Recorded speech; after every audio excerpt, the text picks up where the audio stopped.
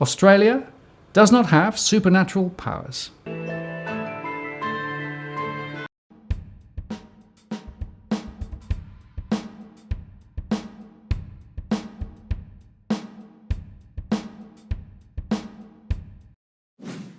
It's Martin North and John Adams in the interest of the people. Hello, John. Hello, sir.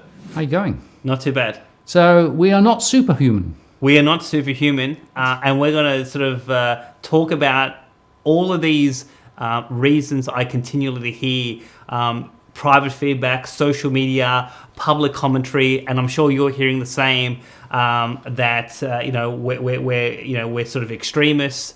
In terms of our diagnosis of what's really happening in the economy, in terms of potential outcomes that could happen in terms of large house price falls or large amounts of defaults or unemployment, all of this sort of stuff. And there's a series of consistent themes that are coming through in that, those things happen overseas. Australia is different. I've heard things around, things like should be right. The government won't allow a crisis to happen.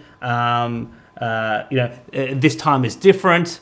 The way economics, the way the global economy runs now is different to say 10 years ago or at a time of the Great Depression, and even things like, well, house prices will never fall or come down a bit, but we're never going to see a big crash because it never does. So these are some consistent themes that I heard last year. I've heard for the last 3 or 4 years as I've been doing a number of these articles about Armageddon. The broad thesis I have is we have 5,000 years of human history, and any time that debt got out of control, no matter which part of the world, which civilization, which race, whatever the case may be, debt becomes a really big issue. It was the downfall of the Egyptians, the Greeks, the Romans, the Spanish, the British, the Soviet Union.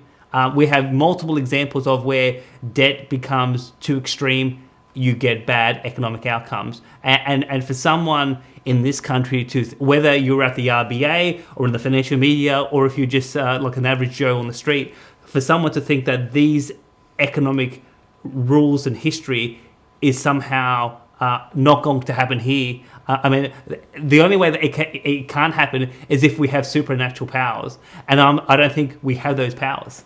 Right. So my theory is it's a bit like gravity, right? Gravity is pretty much the same all around the world, right? It would be like saying, yes, but gravity is different in Australia. Yeah, so to give you an example, John, the ME report that just came out recently said that more than half of households were still extremely positive about home prices. I think they're going to go up in the next year. Exactly. And one of the interesting things that we saw this week, and I know you did a post on DFA, was the ABS data about lending. So the flow of credit is continuing to slow, and obviously that points to continual house price falls coming, particularly over the next 6 to 12 months. So there's a clear... So the data is saying one thing, a whole bunch of people, are believing the complete opposite. And obviously, there's still a lot of people out there that's going to be, that are going to face a very rude shock when all of these things in the economy, when it starts to play out. Well, it's because it's a religion. Property is a religion in Australia, right? And that religion says property prices only ever go up, and they double roughly every 7 years, right? If you look at my most recent surveys, there are still loads of people who believe that, even now, even though credit is falling and everything else, right? So it's almost like there's no point in showing them data because people won't actually believe the data. They'll just believe their religion. But John, that's all overseas. That's over there. That's nothing to do with us. We're here in Australia. We're an island nation, right? We've got a flexible exchange rate. Can't we cope? Can't we cope? Well, we have record net foreign debt. Because the thing is that what happens when overseas, if corporates or households or governments overseas default, what actually happens? It means that the availability of credit, that will freeze up.